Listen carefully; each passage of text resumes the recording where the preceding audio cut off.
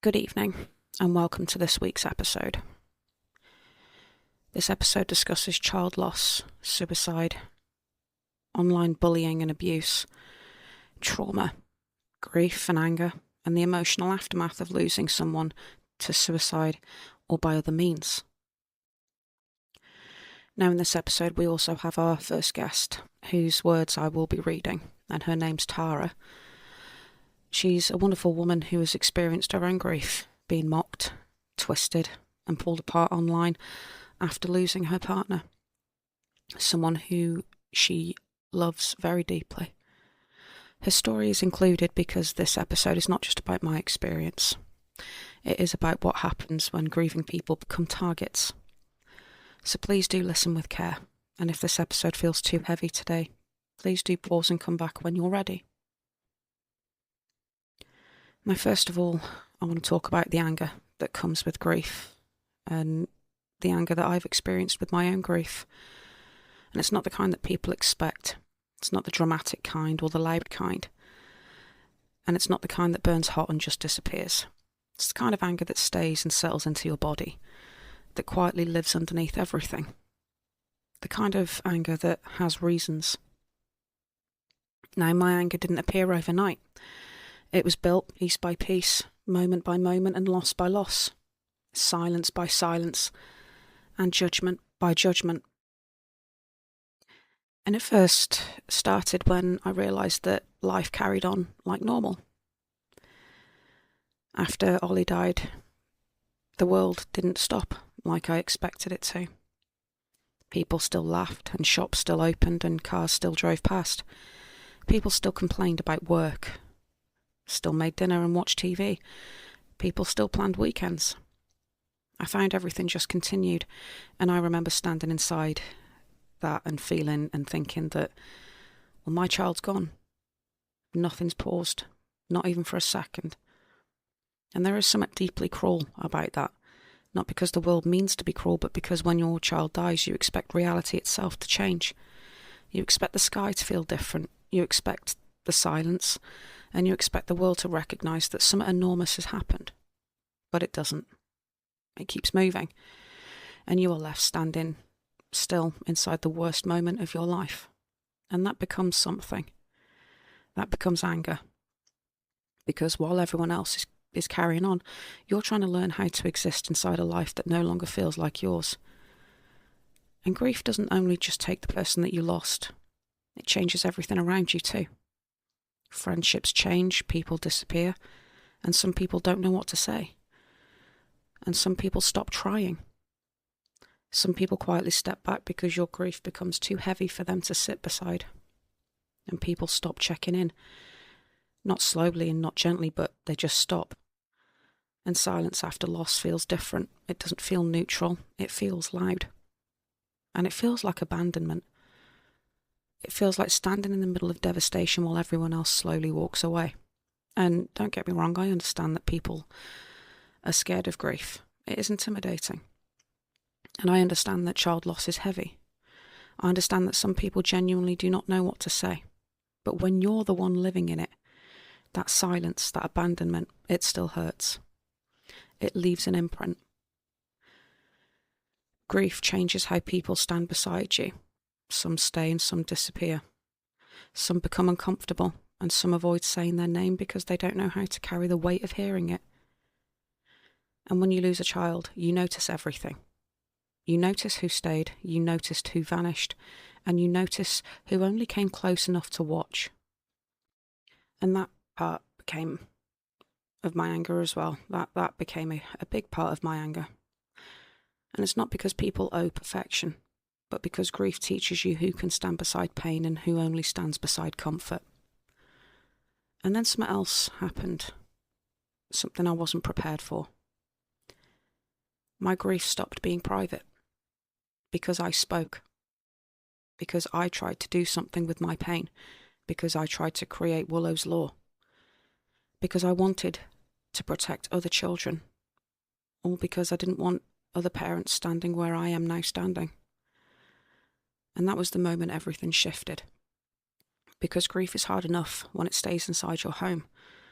But when grief becomes public, people begin to believe they have ownership over it. People began watching, commenting, questioning, judging, twisting, and attacking. And suddenly, I found that I wasn't just a grieving mother. I became something people thought they could analyse and dissect and to debate. People had questioned my intentions. People questioned my grief. People questioned my child.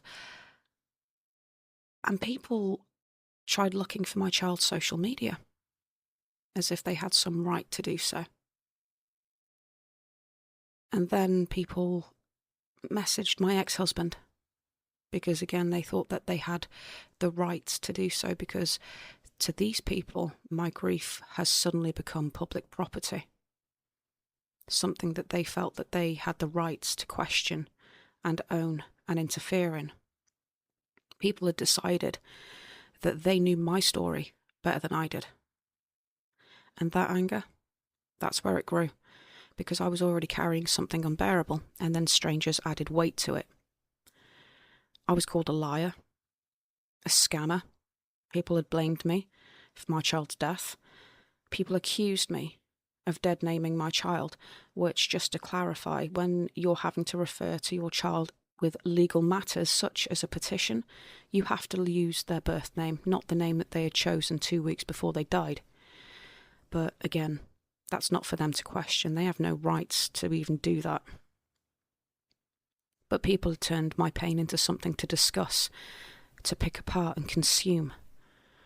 And grief should never become entertainment. But online, that line disappears very quickly, because people forget there is a real human being behind the screen. They forget that there is a mother reading those words, a person trying to survive, and a person that's already broken open. And some people don't just watch grief, do they? They weaponize it, they reshape it, they twist it into something profitable, something clickable, something dramatic, something for content. That is where my anger changed shape, because it stopped being only about loss and became about cruelty. It's the kind of cruelty that hides behind usernames, the kind of cruelty that says terrible things because there is distance and they think that they can. The kind of cruelty that believes grief is public property, which it is not. Just because the person grieving brings it to a public platform doesn't make it something to own by the public. It's the kind of cruelty that forgets that there is a real person on the other side of the screen reading every single word. And this is where I realised something. This wasn't just happening to me. Now, adult bullying matters too.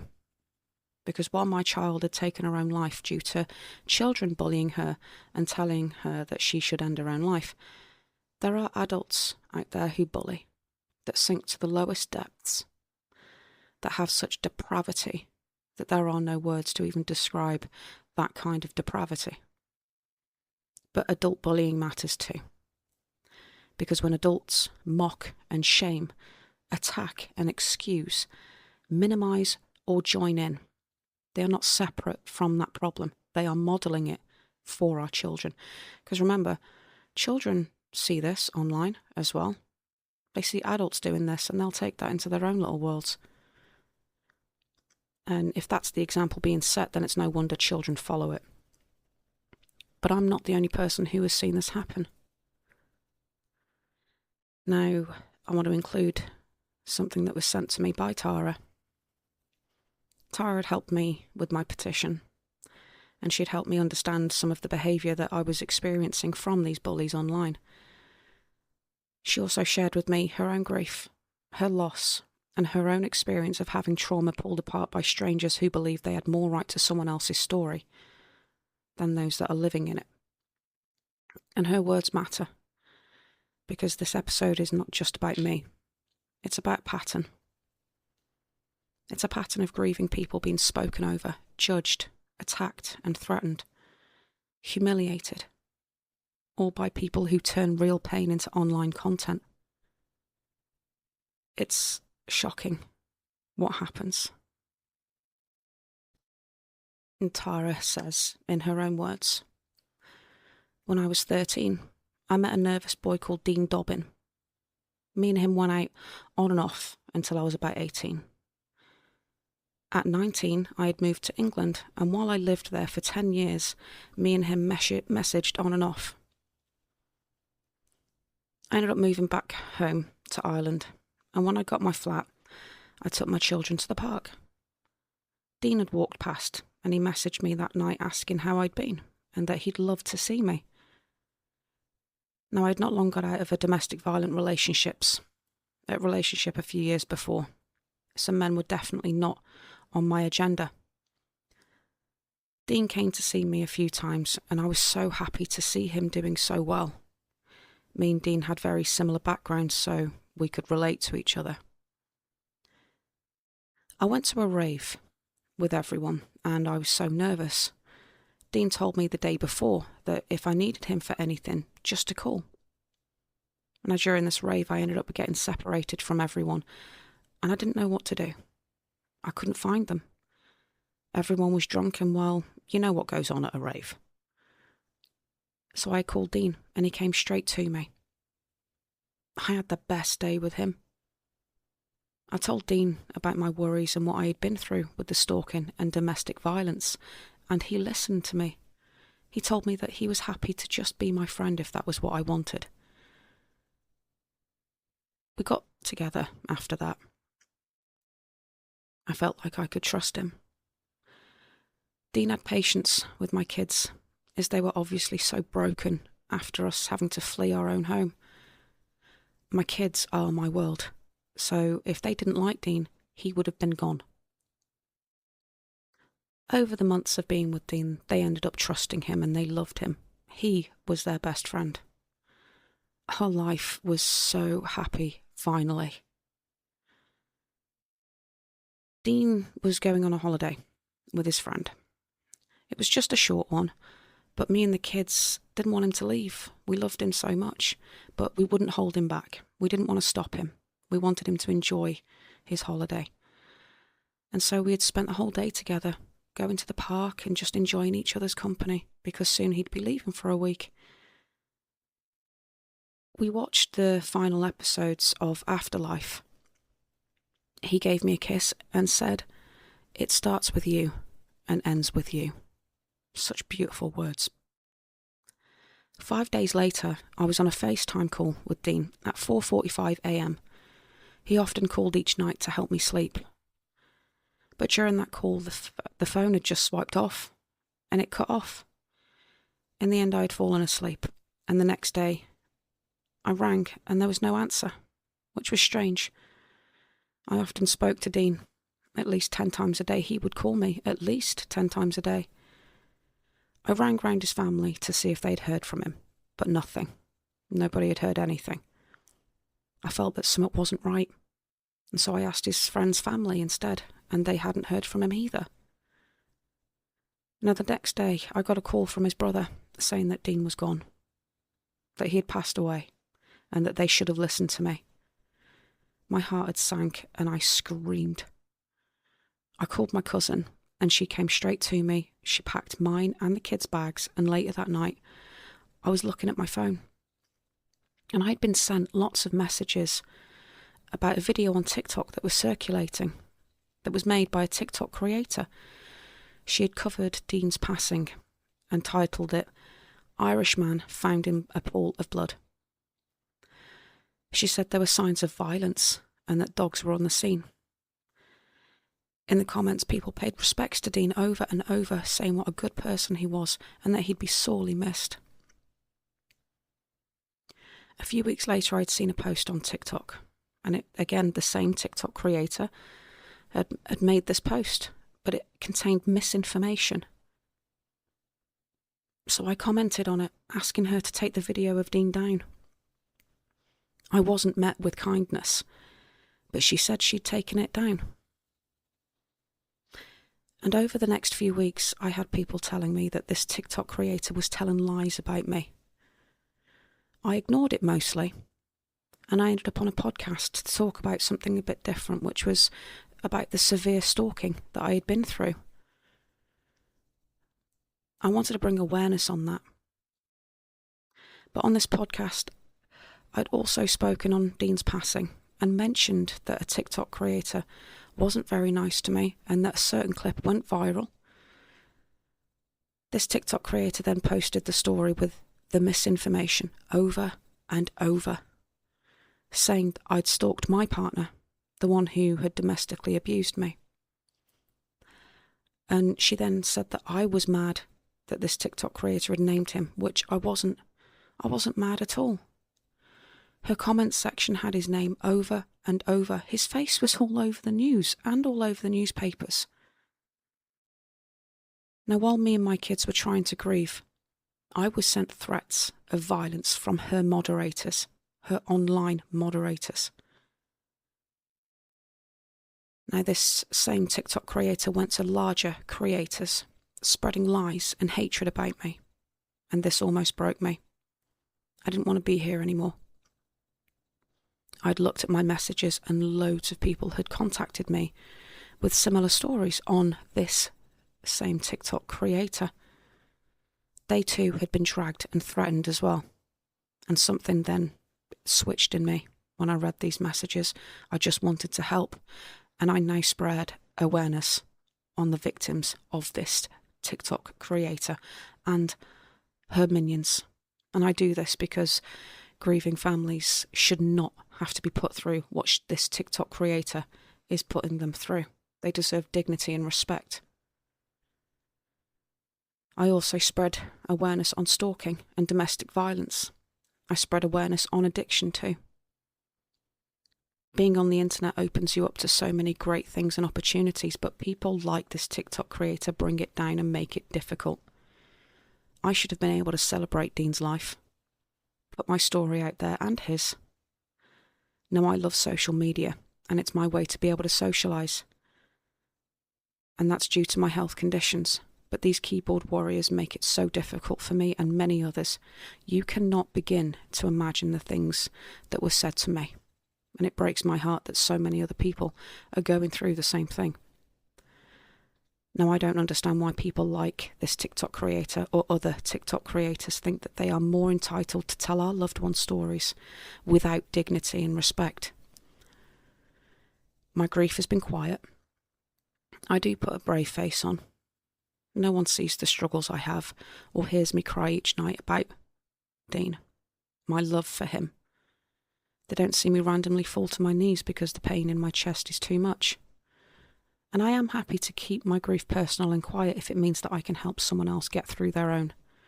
Because there are no written rules for grief, no set date as to when it all gets better. Those laughs we have together, those jokes and time spent with each other, be it online or off, are what gets us all through. It's a sense of safety and love, a sense of community. And a sense of community and love is what gets us through the day. So I won't ever let that person, that vile creature, into the safe place. Not my safe place. She will not take that from me. She cannot take all of those happy memories away from me. And she cannot take the fact that our loved ones loved us dearly. And we love them so dearly and completely. And those were Tara's words. And my heart goes out to her for her own experience of this. She should not have been put through any of this. Nobody should be put through any of this. Now, what Tara has described here is not drama, and it's not online gossip, and it's not people simply disagreeing. It is grief being interrupted, grief being invaded, and grief being pulled apart while someone is already trying to survive the unbearable. Because losing someone is already hard enough. Grief and losing someone changes your body, changes your sleep and your safety and your sense of reality. It already leaves you waking up into a world that no longer feels right. Then imagine carrying all of that while strangers discuss your pain like it belongs to them, while people speculate and accuse, while they mock and twist, while people who never knew your loved one decided that they are entitled to their story just because it's online. Nobody should have to lose someone they love and then defend their grief to the internet. Nobody should have to ask for dignity, and nobody should have to explain why pain deserves respect. Because behind every online story there is a real family, a real relationship, and a real death. A real person trying to survive. And when grief becomes entertainment, something human in that gets lost. Empathy disappears and compassion disappears too. And what remains is performance, noise, cruelty. That is why this matters. Not because I want revenge, not because I want arguments, but because grieving people deserve dignity. They deserve quiet, they deserve safety, and they deserve to exist without having their pain turned into a spectacle. And to anyone listening who has been mocked in grief, judged for how you cope and questioned, analysed and attacked or made to feel like your pain needs permission, I see you. I see you clearly, because I know what that feels like. I know what it feels like to already be drowning and to have people throw stones into the water. I know what it feels like to be carrying something so sacred and then watch people handle it carelessly. I know what it feels like to feel exposed when all you wanted was understanding and to bring awareness. But know this, your grief is not performance and it does not need approval. It does not need to make sense to strangers, and it does not become valid only when other people understand it. Because people will misunderstand you. They will speak on things they have never lived through, and they will judge what they do not understand. But that says more about them than it ever will about you. You are allowed to feel everything. The sadness, the anger, the numbness and confusion, the exhaustion, even the parts that do not look graceful, and even the parts that make people uncomfortable, even the parts that feel messy and impossible to explain. And for me, anger became part of grief. Not all of it, but part of it. Because underneath my anger is love. Underneath my anger is a mother who misses her child. It's the same with Tara. She loves her partner. And to have our grief and our loved one mocked and digged into, dragged through the mud while they are dead, I tell you now, that brings a different kind of anger. And we should not have to be silent about that, or told to let it go or get over it. Why should we? The people that did that to us continue to do that to many other people. So why the fuck should we stay silent on that? You tell me that. But this is why I speak. Because grief should not be twisted into content. Because bullying should not be softened into drama or into views. Because cruelty should not be normalised, and because grieving families should not be punished for telling their truth. Ollie mattered. Dean mattered. And every other person who has passed away mattered and still matters. What happened to them mattered. And what happens to grieving families matter as well. What adults model also matters, and what happens next matters too. So I will keep speaking for them. I'll speak softly when I can and firmly when I need to, but I will speak always honestly and with chest. My grief is not up for debate. Tara's grief is not up for debate. Nobody's grief at all is up for debate. The harm that follows grief should never be ignored.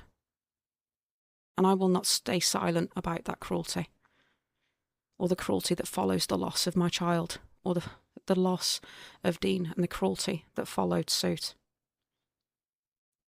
Nobody should have to go through this. And to those that felt that they had the rights to mock. Now, I do have a message for those who were involved in mocking mine and Tara's grief. To those who judged and made accusations. To the ones who went searching for my child's social media, my dead child's social media. For those who contacted my ex. For those that have invaded Tara's privacy. The ones who made accusations about our intentions. And to those who watched from a distance and decided that they knew better. I want you to listen very clearly. You don't get to rewrite our story. And you certainly don't get to question a loss that you have never lived through. And if you have lived through it, you should bloody well know better. Who do you think you are? Seriously, who the hell on earth do you think that you are? Just because you can sit in a room with a few thousand people and feel like God. You're just like the rest of us. You're just sitting in a little room on a screen with a keyboard, thinking that you know our stories better than we do, that you get this right to speak about them. You bloody well don't. Just because we brought it to a public platform. We did that for us, not for you. Not for your views or your content. You don't get to sit comfortably outside of this and throw words into something that has cost us everything. What you did mattered. The mockery mattered. The things that you said mattered. The things that you didn't say mattered. And the refusal to acknowledge it matters too. Because the accountability here doesn't disappear just because it's uncomfortable for you. If you don't like the fact that we are speaking publicly about what you had done, you shouldn't have done it in the first place. You're the one that invited that to yourself. Just because something is on a public platform does not make it yours to dissect and accuse and judge and twist. It's not your story to tell, is it? And ignoring the harm doesn't make it any less real, and pretending the words that you have said are harmless. That doesn't undo the damage that you have caused. Now, you don't have to understand our grief, but you also do not get to weaponize it. You don't have to agree with every choice that we've ever made. We're not perfect either, but when you attack us and have done and said what you have done and said, do you think we're going to stay silent about that? I don't think so. You're not in our situation. And I personally wouldn't want you to be in our situation where we are with grief. But if this was you being attacked with your grief, you'd soon say something then, wouldn't you? And I know certain TikTok creators have experienced their loss, their own deep, significant loss. And as a result of that, you should know better. But you do not get to turn our survival into something shameful. We will not shrink ourselves to make you more comfortable. And I certainly, personally, will not soften the truth until it becomes easier for you to ignore. We won't quiet our voices when silence is exactly what allows this behaviour to continue in the first place, because staying silent would only protect the very behaviour that you have caused. Nobody deserves to have been put through what we have been put through. What type of person does that? Honestly, what type of person does those things? I mean, this specific TikTok creator went looking for my child's social media. She got her minions to do the same, and then to contact my ex-husband. Who the hell on earth do you think you are? You're nothing more than a mother, and as a mother, you should be ashamed of your actions. And I've stayed silent long enough about it. But I refuse to stay silent on my platform. This is my podcast, and I will speak as much about it as I wish. Because the pain, the irreparable pain and damage that you have caused is beyond words and beyond measure. You are a mother. Have some fucking respect. Now, to those who have been through what me and Tara have been through, I want you to hear me loud and clear. You don't need permission to grieve. You don't need to shrink your pain to make it easier for the others to sit with, and you don't need to silence yourself just because someone else is uncomfortable.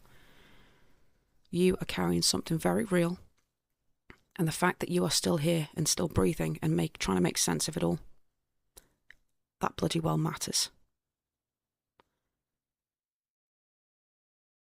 nobody should have to feel like they need to stay silent about their grief. And I refuse to let bullying be softened into drama or content.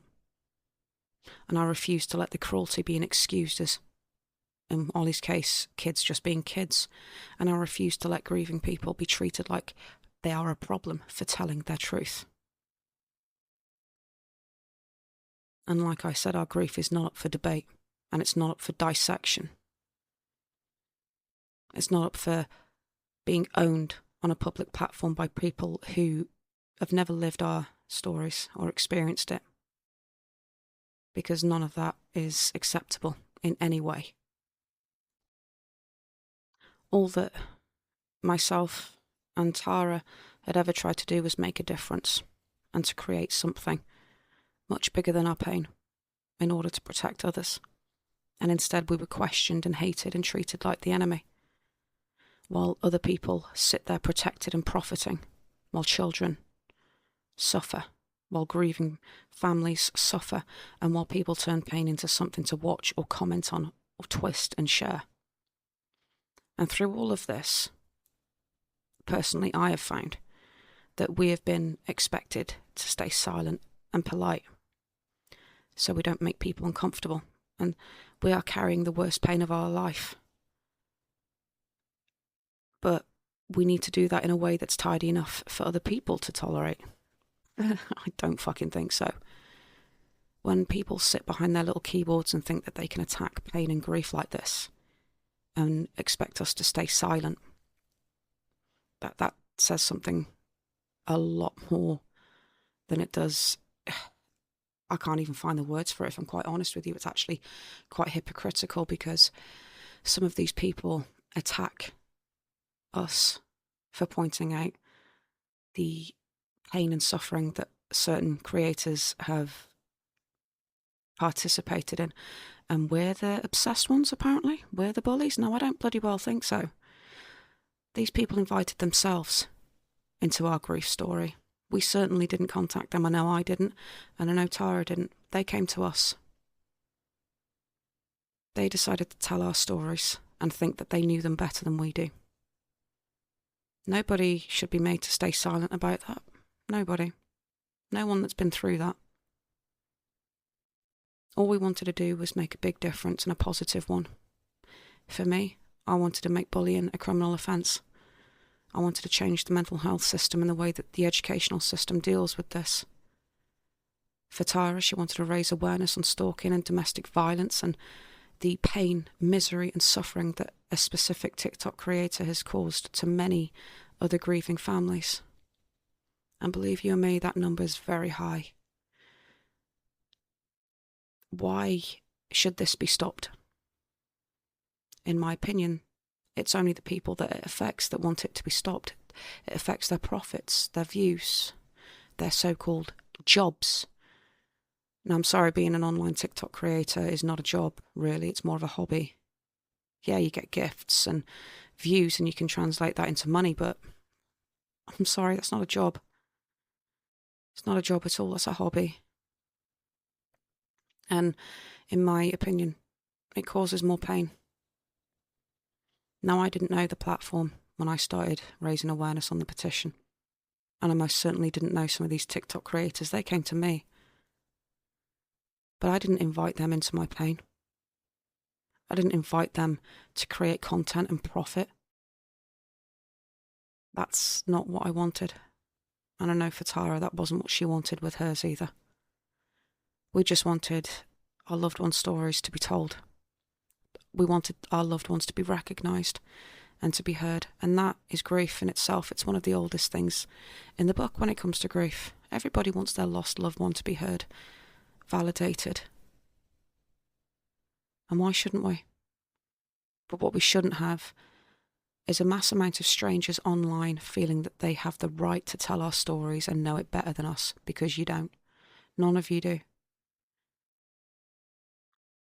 Now, I will say it very clear. If you haven't been in our situation, you don't get the rights to judge. Are you the one that had to have a phone call from your partner's brother? And if you are, you should know better. Are you the one that found your child hanging in a cupboard? Because if you are, and you participated in the hell that we had, you should know bloody well better. If you haven't experienced any of those, you shouldn't have done what you had done. You've created more pain, more trauma, misery, and speculation. Just because it's an online platform does not give you the rights to have ownership over our pain and our grief and our story. We do not grant you the permission to have that. We do not grant you the permission to turn our grief into your content, into your gifts. You have no rights to our story.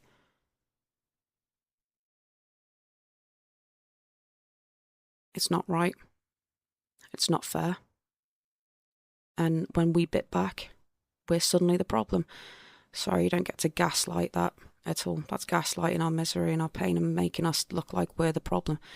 We're not the problem. The ones who started this in the first place were the problem. All we wanted to do was make a change.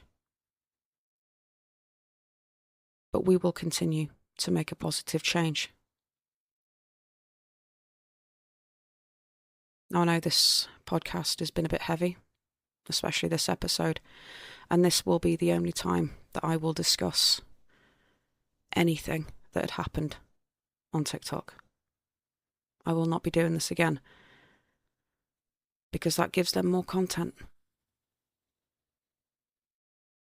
But if anyone can take anything from this podcast episode, take this and learn from it.